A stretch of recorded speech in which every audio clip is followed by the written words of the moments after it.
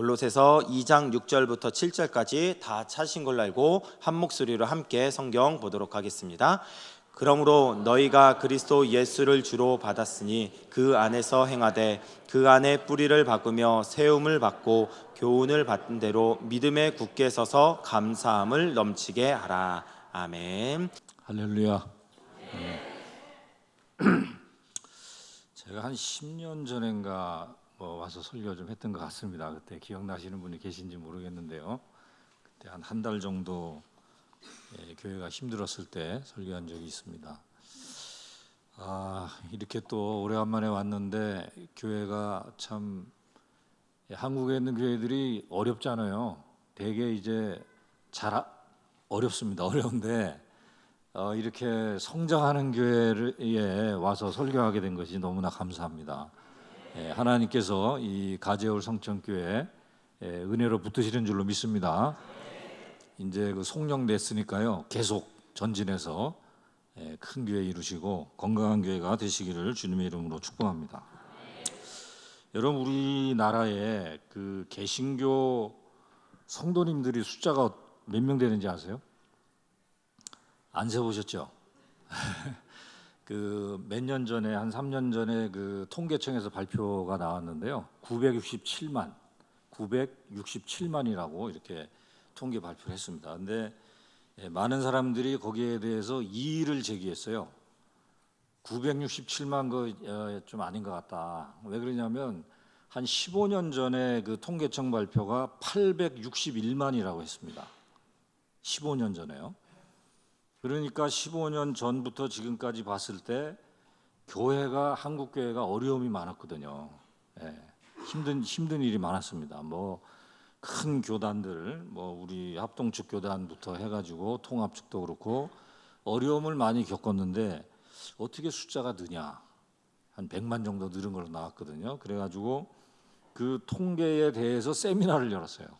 이게 왜 이렇게 됐냐? 분석을 한 겁니다.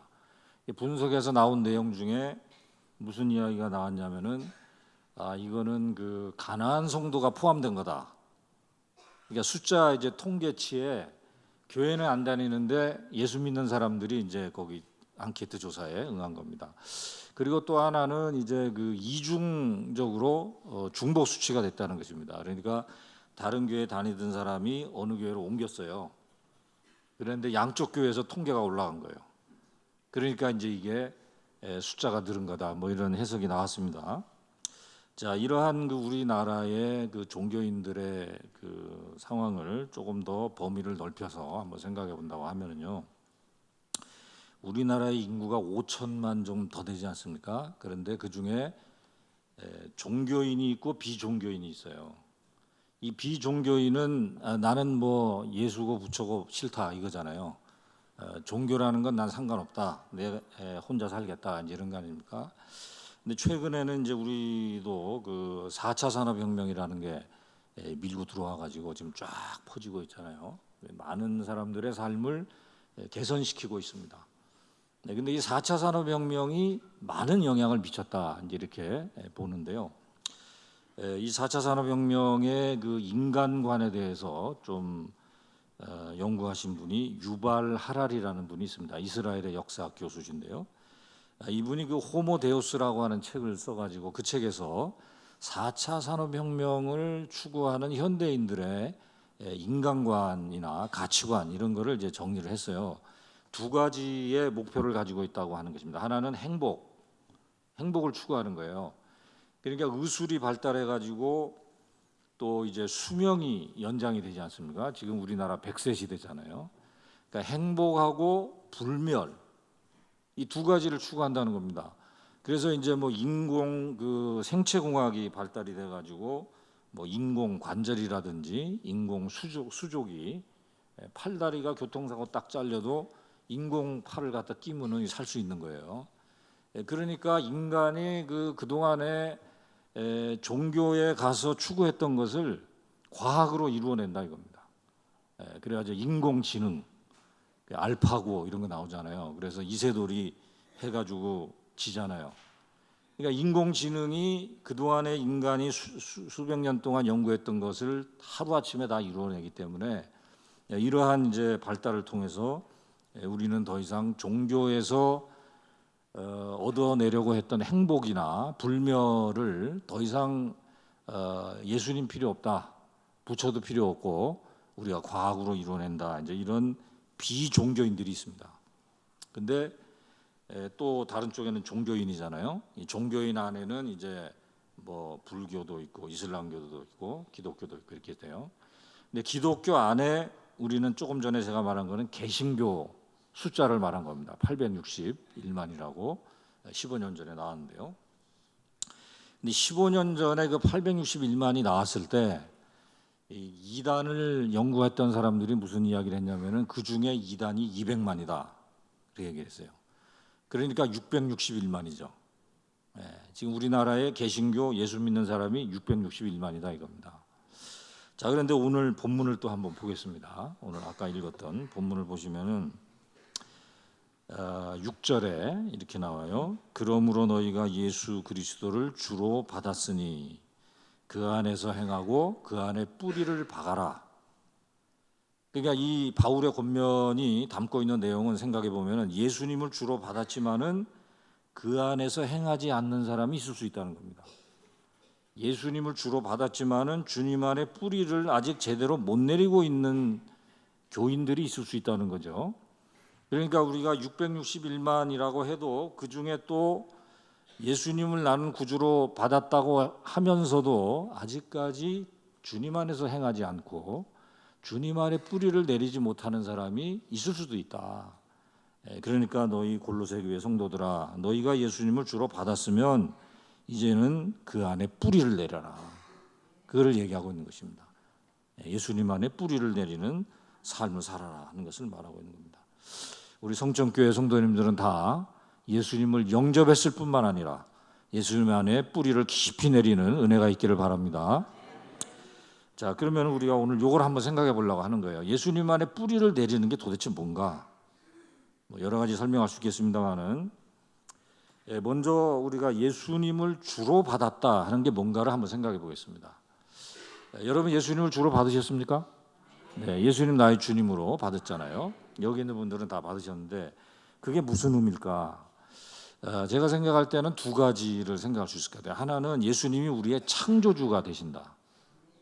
그거는 뭐냐면은 나의 존재의 근원이 그분에게 있다고 하는 것입니다.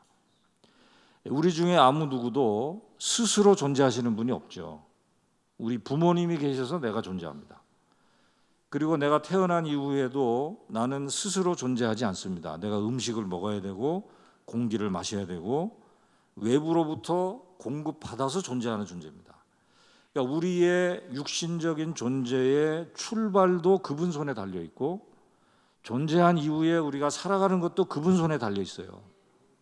그것을 인정하는 것이 예수님을 주로 받았다는 것입니다. 첫 번째 의미예요. 여러분 우리가 성경에 보면은 하나님을 소개하기를 하나님을 자존자라고 소개하고 있습니다. 자존자. 자존자라는 말의 뜻이 무슨 의미인가요? 스스로 존재하신다 하는 거죠. 우리가 창세기 3장 14절에 보면은요. 창세기 3장 출애굽기 3장에 보면은 하나님이 모세를 부르십니다. 출애굽시키기 위해서 모세를 부르시는데 이 모세를 부르실 때에 모세가 주저하잖아요. 내가 어떻게 그걸 하느냐? 하나님 나는 못합니다. 그러면서 자꾸 주저하는 걸 이제 하나님이 이렇게 자꾸 챙겨주시는데 그 중에 하나 모세의 질문이 뭐냐면은 내가 이스라엘 백성들에게 가가지고 하나님이 이렇게 보냈다라고 얘기하면은 이 사람들이 물어볼 겁니다. 네가 보낸 하나님 이름이 뭐냐? 그랬을 때 하나님이 말씀하신 내용이 나는 스스로 있는 자니라 이렇게 얘기했죠. 하나님이 나는 스스로 있는 자라고 얘기했습니다. 근데 하나님이 그 말씀하시기 전에 창세기 3장 앞부분에 보시면은 그 모세가 이상한 장면을 하나 봤습니다. 무슨 장면입니까? 떨기나무 불꽃이 타는 걸 봤는데요. 이거는 보통 불꽃하고 달라요. 왜 그러냐면은 보통 나무가 이렇게 불이 붙으려면은 나무가지가 타들어가 가지고 나무 가지로부터 연료를 공급받아서 불꽃이 유지가 됩니다. 근데 모세가 본 이 나무 불꽃은 나무가지는 타지 않아요. 그러니까 이 불꽃의 생명이 나뭇가지로부터 오는 게 아니고 불꽃 자체에서 주어진다는 겁니다. 뭡니까? 자존하시는 하나님을 말하고 있는 거예요. 이 불꽃의 생명이 외부에서 오는 게 아니고 불꽃 자체에서부터 계속 존재가 되고 있는 거예요. 거기서부터 하나님은 모세에게 자존하는 존재라는 걸 보여주셨어요. 여러분, 이 세상의 모든 존재는 다 의존적인 존재입니다. 우리가 아무리 돈이 많아도, 우리가 큰 사업을 하고 있다 하더라도, 내가 운동선수 헬스장에 가보면 막 이런 사람들 있잖아요. 하나님이 하루아침에 탁 치면은 그냥 쓰러지잖아요. 우리가 스스로 존재하는 사람이 없습니다. 내가 예수님을 주로 받았다고 하는 것은 그것을 1차적으로 고백하는 겁니다. 나의 생명의, 육신적인 생명의 출발이 아버지 손에 있습니다. 그리고 내가 오늘 살아가는 것도 내 힘으로 사는 게 아닙니다. 하나님이 도와주셔야 돼. 하나님의 은혜로 내가 살아갑니다. 이걸 고백하는 거고요. 두 번째는 우리의 영적인 생명입니다. 우리의 영생받은 영적인 생명이 내가 만든 게 아니고 주님이 십자가에서 흘리신 보혈로 내가 얻은 것입니다. 하나님의 은혜로 내가 영적인 생명을 받아가지고 삽니다. 그러니까 예수님을 주로 받았다고 하는 것은 두 가지예요. 하나님을 창조주 하나님으로 받는 것이고, 두 번째는 나의 구원의 주님이신 것을 인정하는 것입니다. 여러분, 아무리 4차 산업혁명이 발달하고 생체공학이 발달하고 뭐 여러 가지 인공지능이 발달한다 하더라도 영적인 생명이라고 하는 것은, 영생이라고 하는 것은 예수님 아니면은 받을 수가 없습니다. 예수님의 십자가의 보혈의 공로가 아니고는 영생을 줄 수 있는 과학 기술이 없어요. 오직 예수님만이 우리의 영적인 생명의 주인이신 줄로 믿습니다. 여러분, 그 4차 산업혁명에 되는 걸 보면은 우리가 그걸 잘 사용해야 되겠죠. 하나님의 영광을 위해서 잘 써야 되겠습니다만은, 지금 이렇게 아까 유발 하라리 같은 사람들의 얘기를 들어보면은 저는 그 바벨탑 사건이 생각이 나요. 우리 인간이 하나님을 제껴놓고 우리의 노력으로 하나님의 위치에 오르려고 하는, 더 이상 건강과 행복과 불멸은 하나님의 손에서 만들어지는 게 아니고 우리가 하겠다. 이게 아주 굉장히 위험한 생각 아닙니까? 아무튼지 우리는 예수님이 우리의 생명의 주인이신 줄로 믿는 줄로 믿습니다. 이것을 붙잡은 것이 예수님을 주로 받았다고 하는 것입니다. 여기까지는 우리가 아무도, 여기 계신 분 중에 아무도 반대할 사람이 없습니다. 우리 다 그걸 동의해요. 그런데 오늘 제가 이제 여러분과 함께 생각하려고 하는 것은, 예수님을 주로 받았으면은 이제 우리가 예수님 안에 행하고 예수님 안에 뿌리를 박아야 된다는 거예요. 요거를 이제 생각해야 됩니다. 우리가 예수님 안에 뿌리를 어떻게 박는가. 여러분, 우리가 예수 믿은 다음에 신앙생활을 하잖아요. 그리고 여러 가지 교회에서 봉사도 하고 나름대로 이제 이웃과의 관계 속이나 직장생활에서나 나름대로 내가 하나님의 자녀로서 봉사하고 헌신하고 또 교회에서 직분도 받고 여러 가지 주님 앞에 삶을 살아갑니다. 그런데 우리가 그러한 그 교회 생활과 신앙생활을 하는 그 동기가 뭐냐라고 하는 겁니다. 그 뿌리가 어디에서 나오냐라는 거예요. 내가 그것을 하는 그 모든 노력과 헌신과 직분을 수행하는 일에 있어서 그 뿌리가 자기중심적인 동기에서 나오는가, 아니면 예수님에게 꽂혀 있는가, 예수님과의 관계 속에서 그것이 출발하고 있고 진행되고 있는가. 뭐 당연히 우리는 후자죠. 우리는 이론적으로는 다 그래요. 근데 이제 잘 들어가서 생각해 보면은 자기중심적인 동기가 작동할 때가 있습니다. 누구도 예외가 없어요, 이거는. 오히려 초신자는 그게 적을 수도 있습니다. 교회 생활을 오래 할수록, 혹은 직분이 더 올라갈수록, 올라간다는 말이 사실은 어폐가 있는 거죠. 그러나 어쨌든지 우리가 교회 안에서나 뭐 지난달에도 총회가 있었습니다만, 총회에서 무슨 직분을 받든지, 아니면 이제 저는 학교에 있다 보니까 총장, 뭐 여러 가지 그런 그 직위를 받잖아요. 그러면 그런 거를 하다가 보면 나름대로, 여러분은 이제 우리가 교회에서 뭐 성가대원을 한다든지 주일학교 교사를 한다든지 뭐 여러 가지 구역장을 한다든지 뭐 조리더가 된다든지 봉사를 한다든지 이런 거 할 때에 우리의 그 동기가 어디에 있냐, 열심을 내는데 그 동기가 어디 있느냐라는 겁니다. 자기 중심적인 동기에서 진행되고 있는 것은 없는지, 예수님에게만 뿌리를 내리고 있는지, 이거를 생각해야 된다고 하는 거죠. 여러분, 총신 사태가 있었습니다. 몇 년 전에, 몇 년간 있었는데, 이 총신 사태가 지금 하나님의 은혜로 잘 좋은 길을 찾아서 가고 있습니다. 여러분도 기도 많이 하셨죠? 네, 기도하신 줄로 믿습니다. 네, 안 하신 분들은 지금부터라도 좀 총신을 위해서 기도해 주시면 감사하겠습니다. 그때 참 전국교회가 기도했습니다. 전국교회 목사님들도 기도하고요. 근데 그때 이제 전 총장, 지금 총장님 말고 전 총장님이 여러 가지 참 안 좋은 일들을 하셔가지고 그 총장님이 이제 법정 구속까지 되고, 뇌물수수했기 때문에 법정 구속이 되고, 또 우리 가장 많은 그 비난은 총신을 사유화하려고 했다, 이거였습니다. 그래가지고 이제 그때 법정 구속된 다음에 이제 새로운 총장을 뽑는 그 프로세스가 진행될 때에 제가 그 어떤 총신대원 졸업한 전도사님으로부터 이런 얘기를 들었어요. 그분이 하는 말이 무슨 얘기 하냐면은, 나는 예수 믿는 총장이 섰으면 좋겠다, 그런 이야기를 했습니다. 어떻게 보면 당연한 거 아닙니까? 뭐 목사님들이고. 근데 예수 믿는, 그러니까 그 전도사님의 말에 의하면 그게 아니죠. 네, 그렇죠?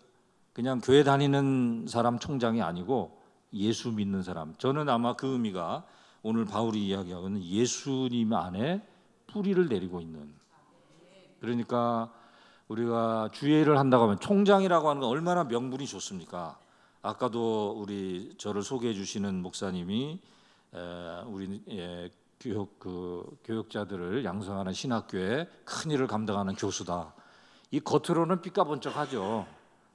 그런데 우리가 참 개혁 신학이다 이거 하면서 사람은 모르죠. 근데 사람도 이제 나중에 도가 지나치면 알게 되죠. 근데 사실은 사람 모르게 할 수 있어요. 자기 속으로는 자기 중심적인 그 의도를 가지고 가면서도 겉으로 포장할 수 있는 겁니다. 명분을, 주의 복음을 위해서, 하나님의 나라를 위해서. 그런데 그게 도가 지나치니까 뇌물도 받게 되고, 그 다음에 사유화 프로세스로 간 거죠. 그래서 이제 끝난 거 아닙니까? 우리 한국의 이제 큰 교단 두 군데에서 지난 몇 년간의 진통을 앓은 것이, 총신에는 총신 사태, 이 총장이고, 통합 측에는 뭔지 아세요? 신문에 났죠. 담임 목사 세습. 이거 가지고 얼마나 힘들었어요, 그동안에. 근데 작년 총회에서 그거 금지했는데 금년에 다시 뒤집은 거예요. 그러니까 지금 뭐 외부에서는 난리가 난 거죠. 그러니까 내가 교회를 개척하고 내가 30년 목회했다, 그러니까 내 교회다. 맞습니까? 주님의 교회죠. 주님의 교회. 나를 개척하게 해주시고 30년 목회해 주신 하나님 앞에 감사해야죠. 네. 근데 그거 잘못하다 보면은 그게 자기 중심적인 동기가 나오게 되는 거예요. 근데 물론 목회자세에서 말씀하시는 분이 전부 다 자기 중심적인 동기다, 이렇게 또 함부로 말하기는 어렵습니다. 하나님이 아세요. 그분의 마음이 정말로 하나님의 영광을 위해 할 수도 있고, 모르지만은 하여간 우리가 오늘 본문에서 생각할 수 있는 부분은, 우리가 하는 이 모든 일이 교회에서 봉사하고 헌신하고 직분을 맡고 하는 모든 일들이 정말 주님 안에 뿌리를 내리고 가고 있는가? 아니면 말은 그렇게 하면서 속으로는 자기중심적인 어떤 이익을 챙기거나 어떤 명예심을 추구한다든지 어떤 다른 그런 것이 들어와 있지 않는가? 이것을 이제 큰 교회 담임 목사만 지금 신경 쓸 게 아니고, 우리가 교회에서 나름대로 적은 일을 한다고 할 때에도 신경을 써야 됩니다. 잘못하면 그거 놓쳐요. 그건 뭐 교수고 뭐 목사고 뭐 장로고 뭐 다 총회장이고 총장이고 예외가 없습니다. 그거는 다 놓치기 쉽거든요. 그러니까 우리가 작은 뭐 주일학교 교사를 하든지 성가대원을 하든지 구역장을 하든지 교회에서 무슨 직분을 받든지 신경 써야 되는 겁니다. 예수를 주로 받았으면 그 안에 뿌리를 내려라. 여러분, 미국에 대각성 운동이라고 있었어요. 18세기, 19세기에. 근데 이 대각성 운동의 신학자로, 1차 대각성 운동의 신학자로 조나단 에드워드라는 분이 있습니다. 신학자인데요. 이분이 하신 말씀 중에 우리 그리스도인들이 추구하는 미덕, 뭐 정직한 삶이라든지 정의를 외친다든지 봉사한다든지 섬긴다는 이 미덕을 두 가지 종류로 나눴습니다. 하나는 보편적인 미덕이 있고 또 하나는 참된 미덕이 있다고 얘기를 했습니다. 이 보편적인 미덕이라고 하는 것은 조금 전에 제가 말씀드린 자기 중심적인 동기를 가지고 정직을 추구하고 뭐 정의를 외치고 교회에서 봉사를 한다든지 그런 것을 의미합니다. 예를 들어서 내가 이제 정직한 삶을 막 살려고 애를 써요. 근데 그 동기가 뭐냐 이겁니다. 이유가 뭐냐 이거예요. 그것은 내가 부정직하게 살면 벌을 받으니까 할 수도 있습니다. 정직한 생활을.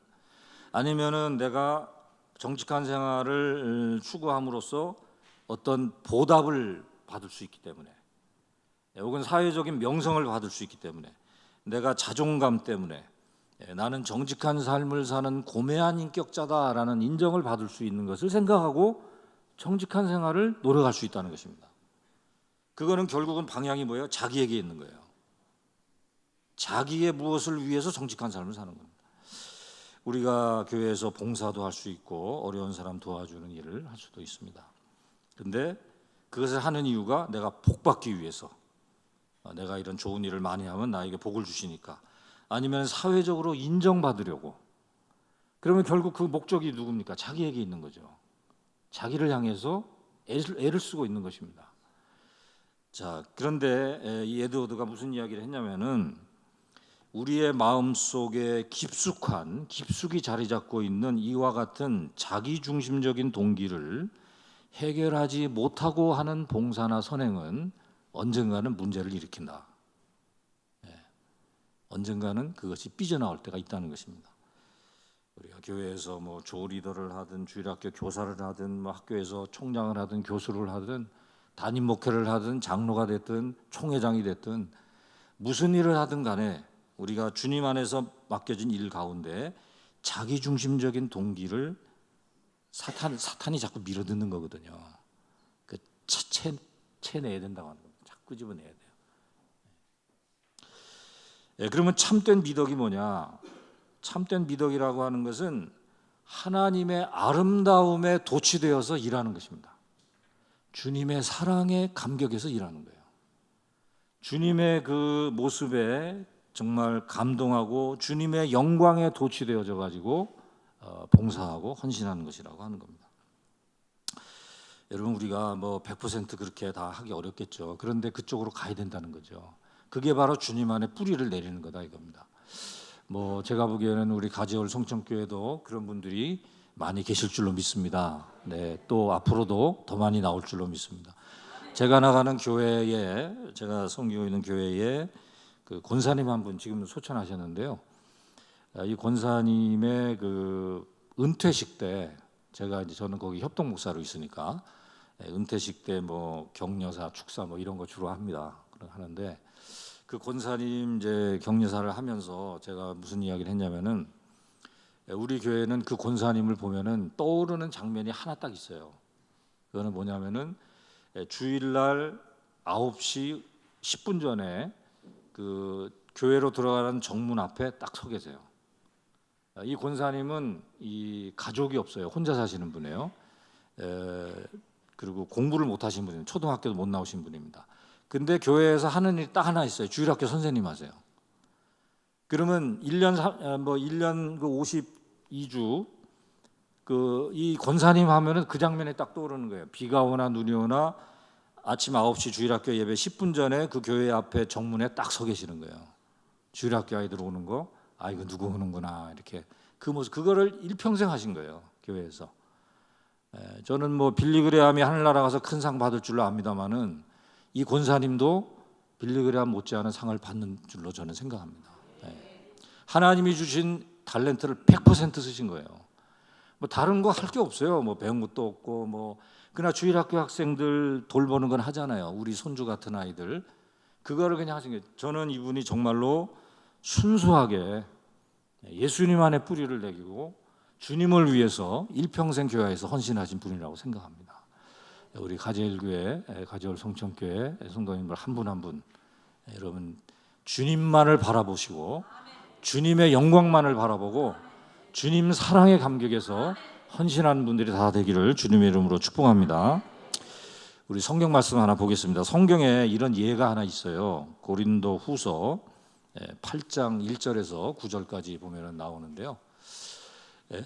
사도 바울이 그 예루살렘 교회가 어려움을 겪었을 때 고린도 교회에 가가지고 구제 헌금을 거두어서 예루살렘 교회를 도와주는 일을 했습니다.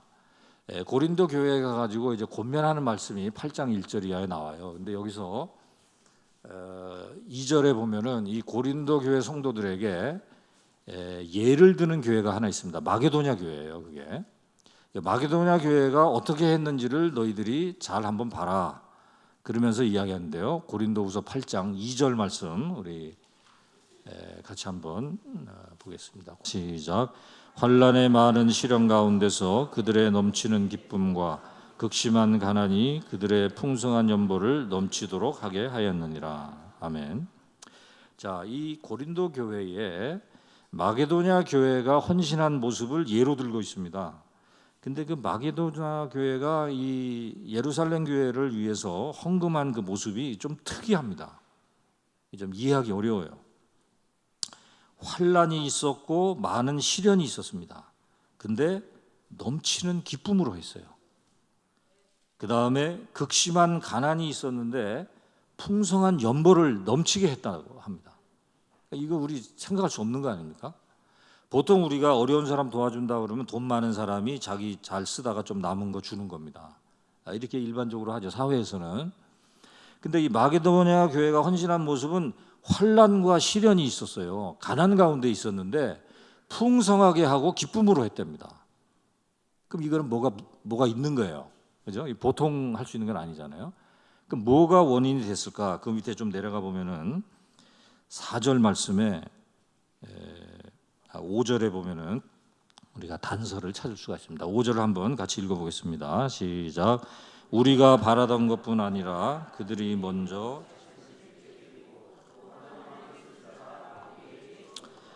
마게도냐 교회 성도들이 그렇게 말도 안 되는 헌신을 했던 이유는 그들이 먼저 자신을 주께 드렸어요. 주님을 만난 겁니다. 그러니까 주님이 어떤 분인지를 깨닫기 시작한 거예요. 그러니까 주님이 없이 내가 그냥 내 열심으로 봉사한 게 아니고 주님 없이 내 열심으로 헌금한 게 아니에요. 먼저 주님을 만난 겁니다. 주님과의 깊은 교제가 있었어요. 그래가지고 이 주님이 어떤 분인지를 깨닫게 된 겁니다. 주님의 그 아름다움을 보기 시작한 거예요. 주님이 어떻게 아름다웠는가 그 밑에 보면은 나옵니다. 9절에 나와 있는데요. 9절도 한번 같이 읽어보겠습니다. 시작. 우리 주 예수 그리스도의 은혜를 너희가 알거니와 부요하신 이로써 너희를 위하여 가난하게 되심은 그의 가난함으로 말미암아 너희를 부요하게 하려 하심이라. 아멘. 이 마게도냐 교회 성도들이 말도 안 되는 헌신을 하게 된 이유는 주님을 만났는데 우리가 구주로 받아들인 그 주님을 만나고 보니까 이 주님이 보통 분이 아니거든요. 부요하신 분인데 이 세상에서 가장 부요하신 분입니다. 가장 부유하신 분이 가난하게 되셨대요. 근데 왜 그렇게 하셨나 보니까 가난한 우리를 부유하게 하시려고 그렇게 하셨다는 거예요. 주님의 아름다움입니다. 주님의 아름다움 여러분들 느끼고 봉사하시기 바랍니다. 주님의 아름다움을 보게 되면 이 말도 안 되는 헌신이 나오는 겁니다. 왜? 그분이 나의 주님이기 때문에. 내가 그분을 주님으로 섬기고 살고 있지 않습니까? 그러면 주님이 가신 길을 우리도 가야 되지 않겠어요? 우리가 그분의 제자라고 하잖아요. 우리가 예수님을 주로 받았다고 한다면은 나의 주인 되신 그 주님의 스승 되신 그분의 모습을 우리도 따라가야 된다라고 생각하게 되는 것입니다. 이 마게도냐 교회 성도들은 바로 예수님 안에 뿌리를 내리고 헌신했던 사람들이라고 볼 수 있습니다. 여러분 뉴욕의 그 도시 목회 아주 성공적으로 하시는 요즘에 뜨고 계신 목사님이 팀 켈러라는 목사님이 계십니다. 이 팀 켈러 목사님이 그 탕자의 비유에 대해서 이렇게 해석을 했어요. 거기에 보면은 둘째 아들이 탕자잖아요. 근데 맏아들하고 둘째 아들 둘 다 탕자다. 왜 둘 다 탕자냐? 이분이 생각할 때 두 아들은 전부 다 아버지의 재산을 노리고 있었다는 겁니다. 근데 방법이 달랐다는 거예요. 다시 말하면 두 아들이 전부 자기중심적인 동기를 가지고 있었습니다. 근데 둘째는 외형적으로 나쁜 길을 갔을 뿐이에요. 첫째는 사람들 보기에 좋은 모습을 택했습니다. 그것은 아버지 집에서 성실하게 일하는 거였어요. 그런데 그 성실하게 일하는 동기가 뭐냐? 아버지의 재산을 목표를 가지고 일을 했던 것입니다. 그러니까 둘째가 돌아왔을 때 아버지가 잔치를 베풀어 주니까 삐지고 나간 거예요. 우리가 열심을 낼 수 있습니다. 열심히 주의 일을 할 수 있어요. 근데 동기가 뭐냐 이겁니다. 아직도 여전히 자기중심적인 동기를 가지고 할 수도 있다는 것입니다.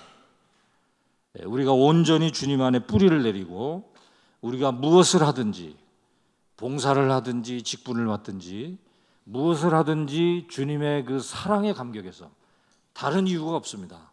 주님이 나에게 보여주신 그 아름다운 모습, 하늘 영광 보좌를 버리시고 이 땅에 낮고 천한 곳으로 내려오신 나를 위해서, 가난한 우리를 부유하게 하기 위해서 하신 그 주님의 모습을 우리가 깨닫게 될 때 우리는 봉사하지 않을 수 없죠. 하나님 앞에 헌신의 길을 가지 않을 수 없습니다. 우리가 마지막으로 성경 말씀 하나만 보고 마치겠습니다. 빌립보서 1장 20절 화면에 나왔습니다. 같이 한번 보겠습니다. 시작. 나의 간절한 기대와 소망을 따라 부끄러워하지 아니하고 지금도 전과 같이 온전히 담대하여 살든지 죽든지 내 몸에서 그리스도가 존귀하게 되려 하려 하나니. 아멘. 바울의 신앙 자세입니다. 살든지 죽든지 내가 살아있어도 주님을 존귀하게 하는 게 나의 목적 전부예요. 내가 하는 모든 교회 봉사와 나의 직분의 모든 것은 오직 주님을 존귀하게 하기 위해서, 죽어도 주님을 존귀하게 하기 위해서 죽는 것입니다. 제가 오늘 교회에 오면서 여기 순교자 시간 제가 양재에서 왔는데요. 너무 일찍 왔어요. 그래가지고 시간이 막 1시간 정도 남아가지고 그 순교자 거기 오다가 보니까 있더라고요. 그래서 거기 이제 들려봤는데 그분들 우리 한국에 복음을 전하기 위해서 순교하신 분들, 죽더라도 주님의 영광을 위해서, 주님을 존귀하게 하기 위해서 죽으신 분들입니다. 우리는 오늘 살아 있습니다. 왜? 우리 하는 모든 것을 통해서 주님을 존귀하게 하기 위해서. 우리 성천교회 성도님들, 우리의 남은 생애 가운데 오직 주님만을 존귀하게 해드리는 귀한 성도님들 되시기를 주님의 이름으로 축복합니다.